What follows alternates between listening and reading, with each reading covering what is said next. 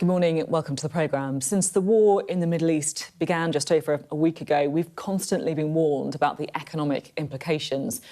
And those fears are quickly becoming a reality with some staggering moves overnight. The price of oil has gone up more in the last 24 hours than on any other single day in the last 6 years. That's right. Brent crude, the international gauge of oil prices, surged to $114 a barrel, up 25% overnight, sending markets tumbling across the board. Let's just have a look at this price. It has pared back a tiny bit in the last hour or two. So Brent's currently sitting at $108 a barrel.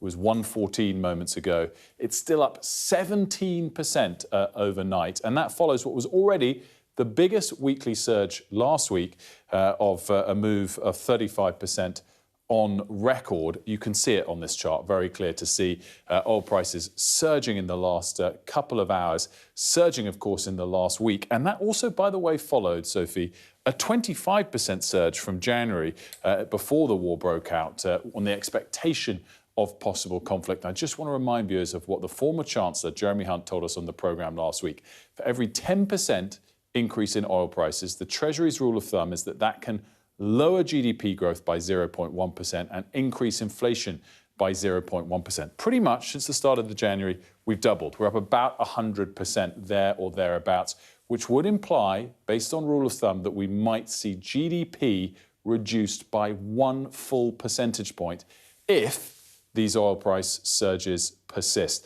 Let's snapshot the scale of this move as well, just on a 6-year chart, because it brings into sight, of course, a pretty crucial moment with the Russian invasion of Ukraine. You can see the scale of that increase in oil prices in 2022 compared to today's, pretty much of the same scale. By the way, also, you can see the fall at COVID, when people thought no one's going to travel anymore. Again, the fall there about the same scale as the increase we're seeing right at this point in time. What does this mean for equity markets? Let's look at Asian markets for you, because it shows a massive slide. We're talking about a 6% slide in the Nikkei. We're talking about a 7% slide in the Korean market. They're much in the eye of the storm because a lot of this oil through the Middle East goes to Asia. They're net energy importers, Japan and Korea. So they've been in the eye of the storm. The FTSE 100 is only expected to open down by 1% as we stand. Sophie, I'm going to be very much looking at what our borrowing costs do, though, at 8 a.m. in just under an hour. Let's have a look at this chart. This is the 10-year borrowing cost for the UK over the last 6 months. Last week, we saw quite a big surge, as you can see. Now, it's not the highs that we saw 6 months or so ago, 4.8%. Last week, we rose from about 4.35% to about 4.7%, Sophie. This hasn't been updated yet today because the bond market isn't open yet. So we saw a 0.35% surge in our 10-year borrowing cost last week. It will definitely rise this morning. The question is by how much. But that rise, Sophie, that we saw last week in the UK was bigger than France, it was bigger than the US, it was bigger than Japan. And it sort of revealed the extent to which here in the UK we are vulnerable to these types of economic shocks. And as much as I'll be looking at 8 o'clock at how the FTSE 100 opens, I'll be looking much more at how borrowing costs open. And borrowing costs, what does that mean for the average person on the street? It means that if you're about to get a mortgage, the rate that they were discussing with you 2 weeks ago is probably going to go away. What it means with almost certainty now, a week or two ago, we were expecting a rate cut on March the 19th, the next Bank of England interest rate decision. That won't happen. We were still expecting perhaps another 2 cuts or so later this year. Whether they happen remains to be seen, again, if this all persists. But I think the bigger point is that this is going to impact all of the government's finances. This is going to change the prospects that we have of being able to invest in certain projects, being able to spend more here or there, because, we're already spending 5% more than we raise in taxes as a nation. And one of our biggest costs, energy, is going up. And I guess, it matters for the government spending, but also our own spending as well, right? Because if inflation starts to go up, then that effectively means that all of our money goes less far as well. I just remember, sitting in this place, I can't even believe it was a week ago for the spending forecast when Rachel Reeves was talking about falling inflation and what a big moment that was and a victory for the government. I mean, it feels like it was another lifetime. Yeah, exactly right. Everything's kind of out the window. Again, it comes down to if this persists. So the scale that we're seeing in these moves in oils is bigger than Russia's invasion of Ukraine. If suddenly we get U-turns on either side and there's peace tomorrow, then the price will drop again. It needs to persist at this level and it will really hurt things. And that's really, by the way, why oil prices have jumped so much overnight. It's that there's no sign of de-escalation from the Iranian side. We're going to talk about that in a second with Yala's interview with the Qatar PM, but also President Trump saying overnight short-term oil prices is a very small price for the USA to pay. So again, on both sides over the weekend, you didn't get any signs of de-escalation, and that's why we're seeing it play out in markets. Yeah, and we're also seeing it, of course, play out across the region, right? This is not a localised conflict. This is a conflict which is dragging in multiple countries, including Qatar. The Prime Minister of Qatar making an urgent plea to de-escalate, telling Sky News and that Iran has made a dangerous miscalculation in attacking Gulf countries like his own. He was speaking exclusively to Yalda Hakim. You have always tried to maintain diplomatic relations with Iran. Certainly Qatar has, and they've tried in many ways to maintain those relationships despite Iran facing global isolation. Do you feel betrayed? Well, of course, it is a big sense of betrayal. This is the second time. That's why it's also like for us, it's been something really significant to see the attack, which was showing that being pre-planned. Like once the war started, just maybe an hour after the start of the war, Qatar and the other Gulf countries being attacked right away. And all of us before this war and repeatedly we've been saying and repeating that we are not going to take part of any attacks or any wars against our neighbors. We would like to see a peaceful neighborhood. We were helping Iran and the United States in reaching diplomatic solutions.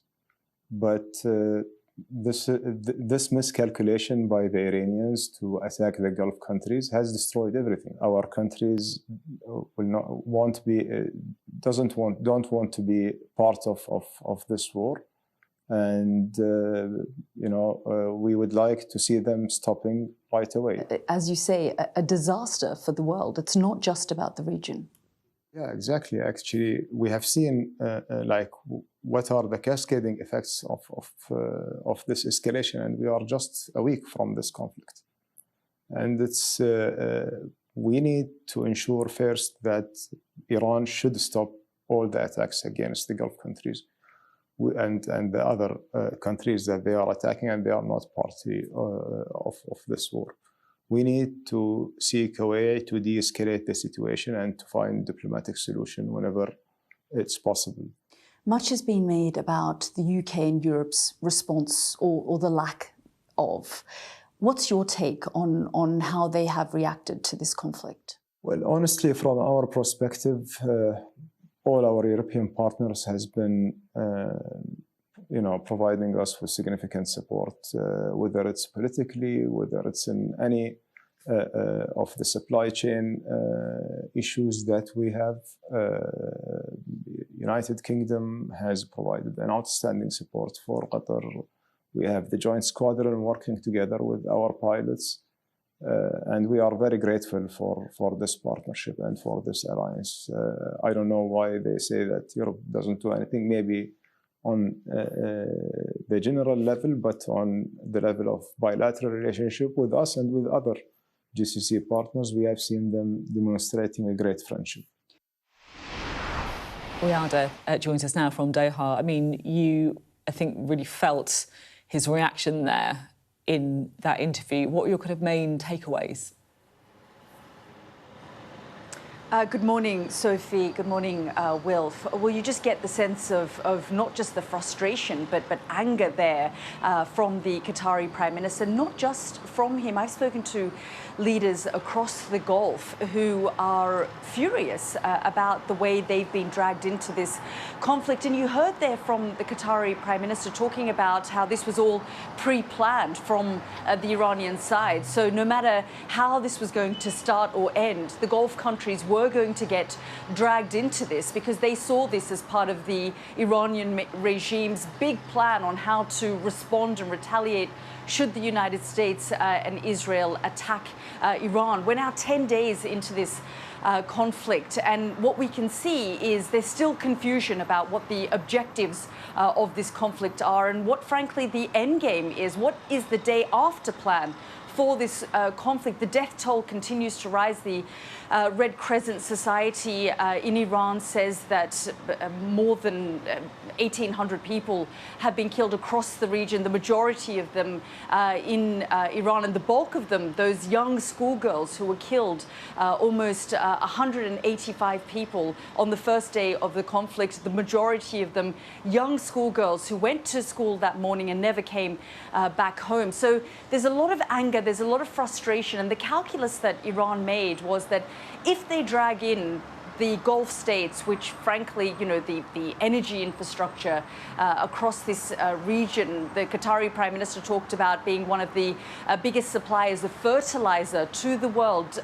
20% of gas production supplies the world as well. This won't just have a regional implication. This has massive global implications as well. And we're seeing those that impact already. He talked about all of that. And of course, the human cost of this. At the weekend, we saw Tehran burning. We saw Beirut burning. We saw a 7th US serviceman killed. The name hasn't been announced until the family have been informed. So, you know, this is having major global implications, economic implications, and humanitarian implications, and frankly, no end in sight. And of course, you saw that news that the new supreme leader has been named the son of the slain supreme leader. So as far as the Iranian regime is concerned, that will be a continuation of where they have been for the last 47 years. Yep. Thank you so much. Yada, great stuff. We'll be back out with Yada later in the programme.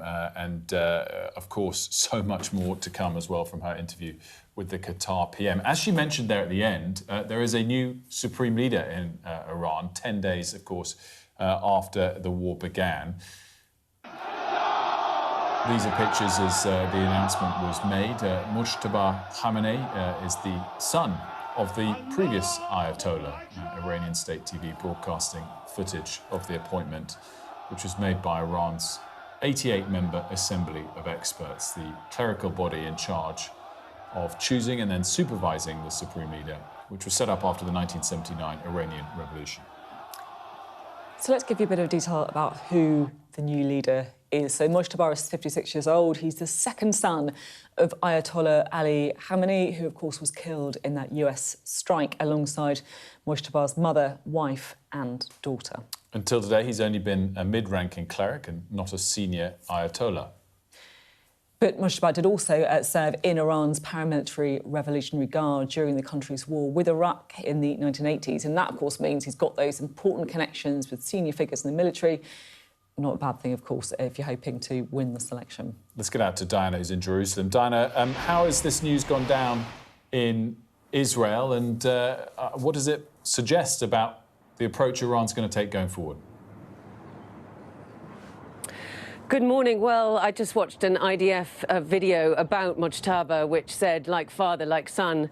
And they have said to Iran, whoever is your next leader will be a hunted man. So we shall have to see how long Mujtaba Khamenei survives, given the fact that they have killed his father, his wife, his mother, you know, which I think will make the spirit of resistance burn even stronger within him.